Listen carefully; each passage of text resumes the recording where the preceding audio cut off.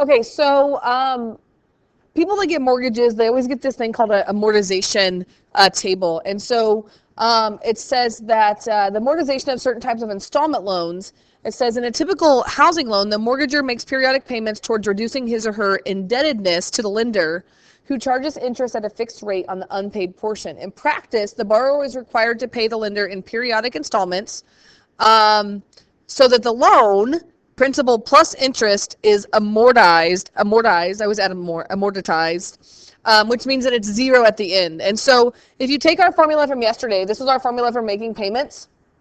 If you think about if we want to solve for R, then we could multiply the I over, so that's where they get the PI, and then you would divide this over. So it's the same equation, it's just now solving for R, which means that you could just use this equation and solve for R, or this is the equation that you can give you. So they give us this amortization formula that says the periodic payment R on a loan of P dollars to be amortized over N periods is just given by this equation. And so again, it comes from that same formula that we used yesterday. Okay, so this is kind of to solve for how much should my payments be if I know the loan amount. Okay. And so here's an example, and I just wanted to show you this amortization table, and I can show you mine from my mortgage. It's like 30 pages long, and it shows if you just pay the minimum payment every month, how that after 30 years you'll have the exact balance of zero. And then we'll talk about, like, what if you pay more? Can you pay it off sooner, right? And so this one kind of gives you the equation, except for I covered up a little bit here. It says a sum of $50,000 is to be repaid over a 5-year period through equal installments made at the end of each year. Now, this one's kind of silly because you're only paying it once a year, but it allows the table to go very short, only in 5, instead of if you had monthly over 5 years, that would be 60 payments. It says an interest rate of 8% per year is charged, and interest calculations are made at the end of each year. Determine the size of each installment so that the loan is amortized, so that's what amortization is, at the end of 5 years. Verify the result by displaying the schedule. So if we use this as our equation where interest rate is 8%, our principal is $50,000, we're doing it 5 years, and we're only doing it once a year, right? Using that equation, that we would just get this, which means that our yearly payment to pay back $50,000 would be $12,522 a year. I gave you this just so I could show you this table. Like, this is unrealistic. We're going to look at monthly payments, but just so you can kind of see what it means for amortization table or amortization schedule. And so looking at the table, this is kind of what it looks like, and I can show you one for a 30-year mortgage. Imagine how much that would be. So since we're only doing this once a year, so like this is the starting amount at $50,000, at the end of the first year, we're going to make the same payment all 5 years. Notice that, okay? But at the end of the first year, $4,000 of our payment went to interest, and only $8,522.82 went to the principal, the amount that we borrowed, that $50,000. And you can see each year we're paying more and more. It says, observe that initially the larger portion goes towards the payment of interest, but as time goes on, more and more goes towards the principal. And we're going to look at that. That like the final payment, only $927 went to interest, and the rest went to principal. But think about if we paid this $12,522.82 times 5 years, we actually paid back $62,000. If you add up how much you paid, $62,614.10 because of the interest that you're paying. Okay, and so that's what you want to think about when you're borrowing money. But this is a very short amortization schedule. Okay, so let's actually practice one. It says, the Blakeleys borrowed $120,000 from a bank to help finance the purchase of a house. The bank charged an interest rate of 5.4% per year on the unpaid balance, with interest computations made at the end of each month. The Blakeleys have agreed to repay the loan in equal monthly installments for 30 years. And that's what normally like mortgages are, 30-year mortgage. It says how much should each B if it's to be amortized, which means they want it paid off if they pay equal payments, okay? So this one's just a practice using the formula.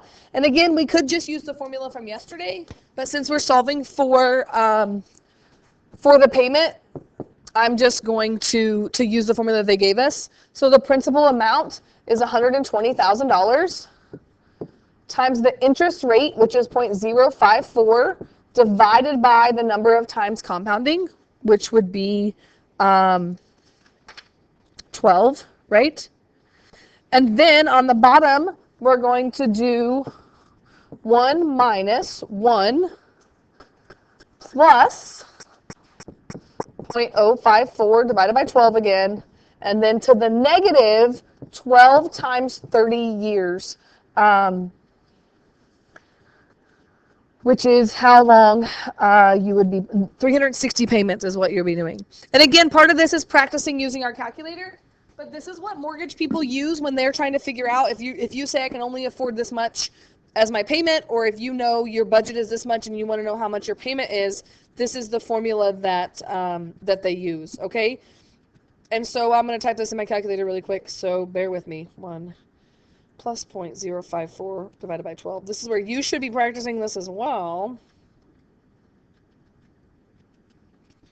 And you get a payment of $673.84. So that means if they pay that for 30 years, that's how much they would have to do to pay it. So let me just show you for a minute. If we take this times 360 payments, so 673.84 times 360 payments, they bought that house for $120,000, but because they paid the minimum payment over 30 years with interest, their total that they actually spend on the house is $242,582.40. And so when you have to take a loan out, you pay back more. And so we want to talk about, like, how can you make the interest less? Can you pay more each month? Can you get a shorter mortgage than 30 years? And that's some stuff that we're going to talk about. Okay, let's look at this one. How many more do I have here? I'm rambling on, aren't I? All right, so it says Teresa and Raul purchased a house 10 years ago for $200,000. They made a down payment of 20% of the purchase price and secured a 30-year conventional home mortgage at 6% per year compounded monthly. The house is now worth $380,000. How much equity do they have in their house now? So 120 payments have been made because they've had it for 10 years, right? And so we want to look at how we can use this equation to solve this. So first of all, they paid 20% down payment, and that's kind of something we want to talk about. That down payment is kind of a good thing. So what is 20% of 200,000? Hopefully you know that. But that means they put 40,000 down. Do you agree with that? So they really only borrowed $160,000.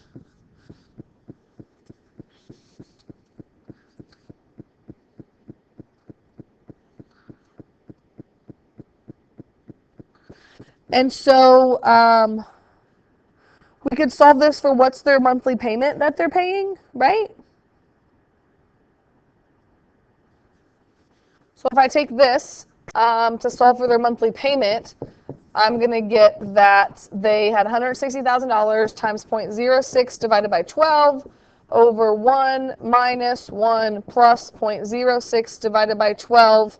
But I'm only going to take this, or no, I need their payment, right? So I'm going to take this to the negative 360 again to get how much are they paying each month. And it's $959.28 is their monthly payment, okay? So we want to figure out, like, how much do they have left? To pay? And so this time we have to kind of think backwards and think, okay, now we've been paying this every month. So now we actually need to use, like, the present value formula to see how much they've paid, or yeah. Because we can't just take this times 120 because we know some of it's going to interest, right? So now we're going to turn around and we're going to say, okay, we've paid 120, so how much do we have left if we have, I don't know what letter I should use here, present value is what I'm going to say. We're paying $959.28 per month. So how much have I paid? And I'm going to use the same formula, but I'm just going to turn it around now, and I want to get like how much I've paid in. So like the amount that went in there. So now I'm going to do 1 minus 1 plus 0.06 divided by 12. But I've only paid 120. So that's negative 12 times 120 over I, which is 0.06 divided by 12. This is the formula that we used the other day. This gives me how much money I've paid after 10 years on this house. $160,000 loan, and they've paid a lot of money. $133,897.04.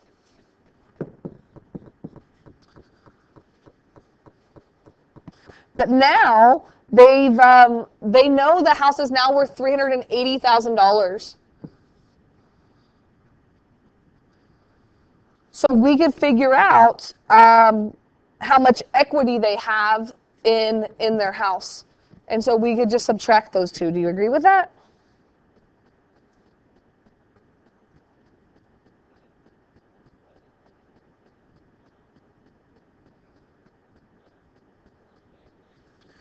Because if they sell the house right now, they don't have to pay off the rest of the loan. Does that make sense? Like, that's how people make money off of this, is that even though they still owe money on the house, they can just subtract these two numbers to get how much equity they can have. Okay, so I'm going to take 380,000 minus 133,897.04.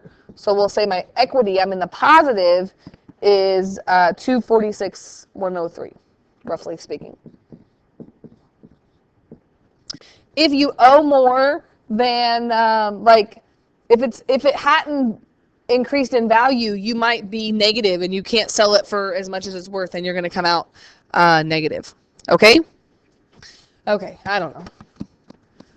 Is that it? That's all I have? Okay.